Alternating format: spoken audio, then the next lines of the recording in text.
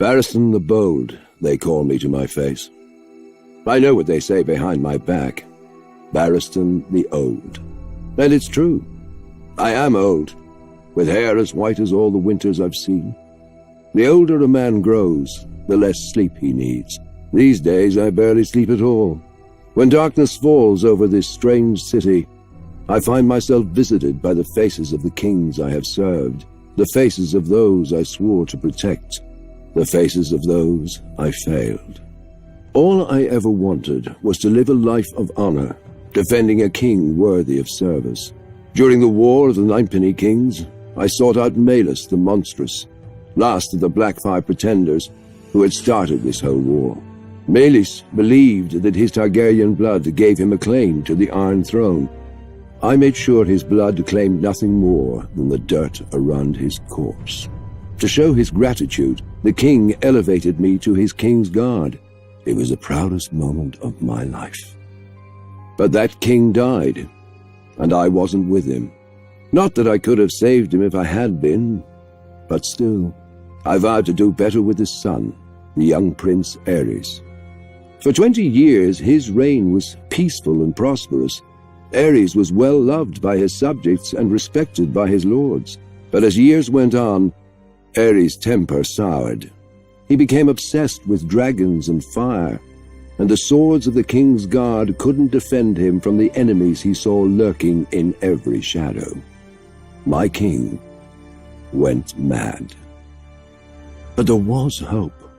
His son and heir. Prince Rhaegar was everything a kingdom could hope for in a ruler. He was strong but gentle, wise and cautious, and a good friend. No matter the wounds Aerys dug into the realm, we had faith that his son would sew it back together again when he ascended the throne. Then came Lord Went's tourney at Harrenhal, the largest ever in Westeros. I unhorsed every man against me until only Prince Rhaegar remained.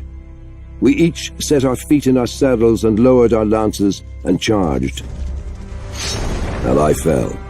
Muddy and bruised, I then watched Rhaegar present Lyanna Stark with the victor's crown of roses, though she was betrothed to Robert Baratheon, and Rhaegar himself was married to Elia Martell. We all know what happened after. If I'd been a bit quicker with my lance, if I'd chosen a faster horse, perhaps I could have spared the kingdom from the destruction that came after.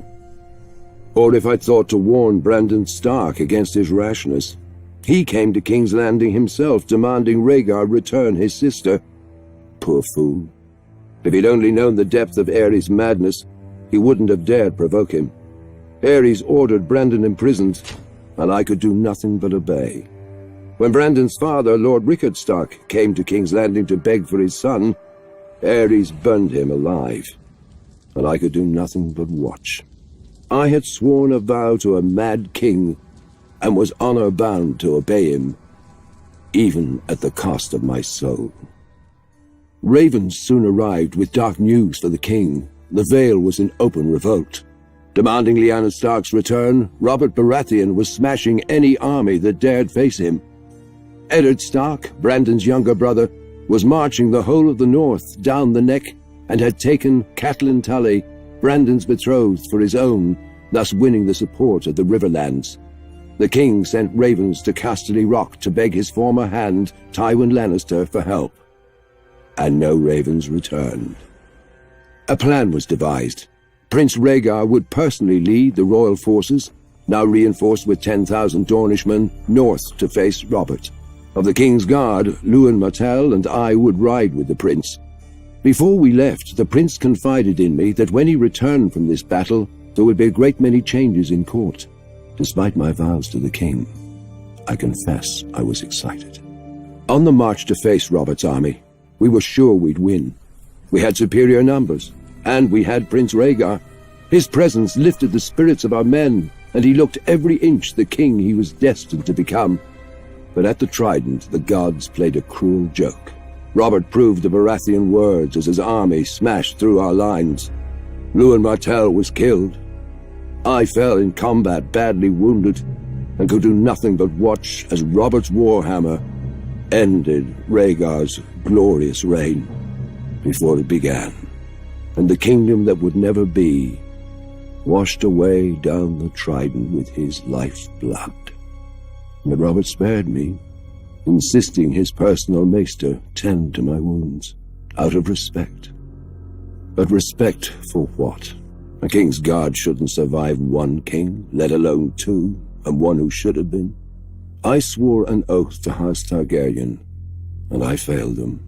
All that's left of their fire is a single ember halfway across the world, surrounded by darkness. If the gods were good, I would still be young in the fullness of strength. For whatever the cost, I will not let this ember go out. This time, I will not fail.